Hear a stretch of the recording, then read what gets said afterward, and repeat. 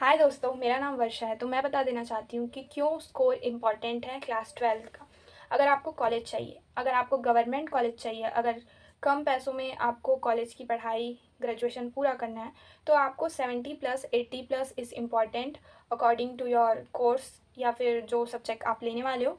लेकिन अगर आपको पता है कि आप प्राइवेट कॉलेज में जाने वाले हो और आपके पेरेंट्स ने भी आपको क्लियरली बता दिया है, अगर आपने खुद अपने लिए प्राइवेट कॉलेज चूज़ कर लिया है, तो मार्क्स उतने ख़ास फ़र्क नहीं पड़ेंगे। लेकिन फिर भी आपको अपना 100% तो देना ही होगा, क्योंकि जब तक आप अपना 100% दोगे नहीं, तब तक आप खुद को नॉलेजेबल और खुद को ये नहीं, क्योंकि अगर आप 60% भी लाते हो और आप उतना अच्छे से पढ़ते नहीं, आपका परसेंट मैटर करे ना करे, आपका नॉलेज मैटर करता है। आप कितना भी परसेंट लाओ, अगर आप कॉलेज में जाते भी हो, तो कॉलेज की पढ़ाई तो क्लास 12 की पढ़ाई से भी ज़्यादा होती है। तो अगर आप प्राइवेट कॉलेज में जाना चाहते हो तो 60 प्लस 50 प्लस इनफ है। अगर आप गवर्नमेंट कॉलेज में जाना चाहते हो 70 प्लस परसेंट और 80 प्लस परसेंट इनफ है। तो सबसे पहले मैं स्मार्ट स्टडी प्लान बता देती हूँ, जो चीज़ों को फॉलो करने के बाद आप लोगों को ये क्लैरिटी भी हो जाएगी और ज़्यादा टेंशन भी नहीं लेना है।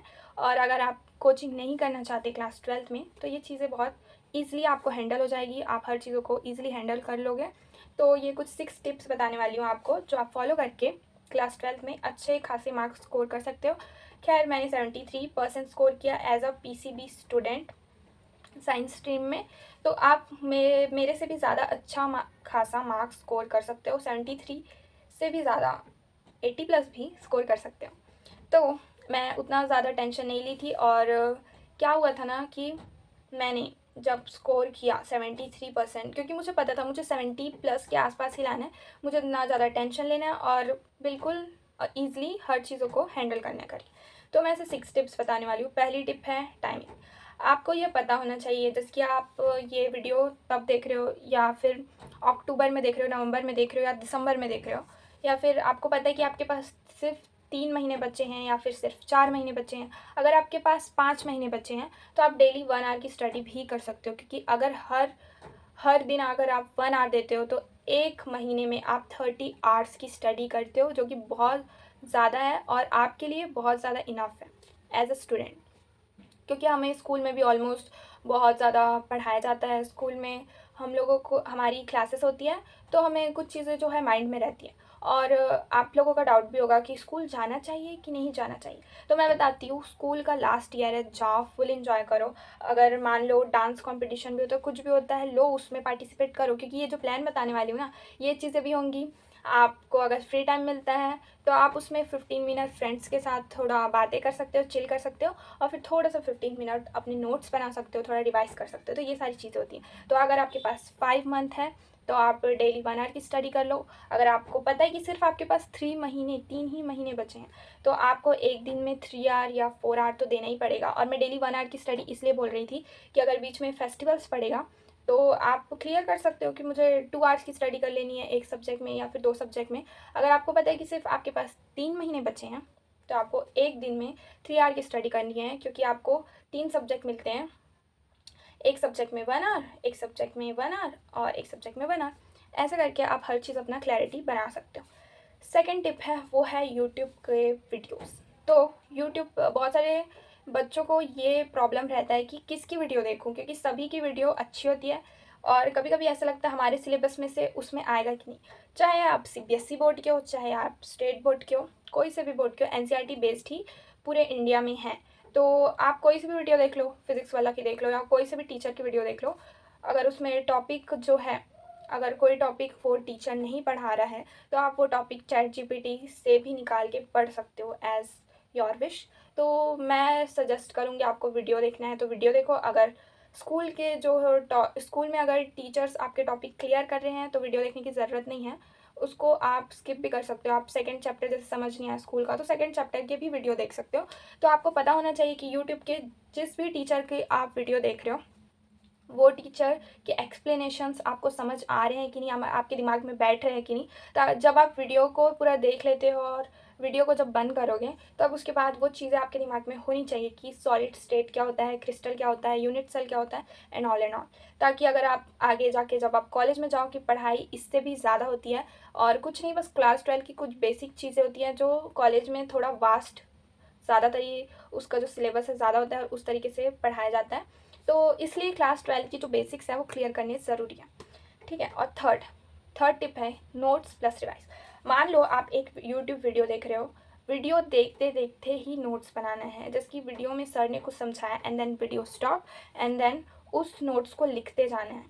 उस वीडियो को रोक के उसमें जो पीछे में जो बोर्ड में लिखा है सर ने क्या समझाया या फिर जो सर ने जो वर्ड बोला है उसको फिर वीडियो को रोक करके उसका नोट्स बनाना है, जिससे दिमाग में भी रहेगा और तुम खुद के एक्सप्लेनेशन के नोट्स बना रहे हो। जैसे कि मैं दिखाती हूँ, ये मेरा कॉपी है,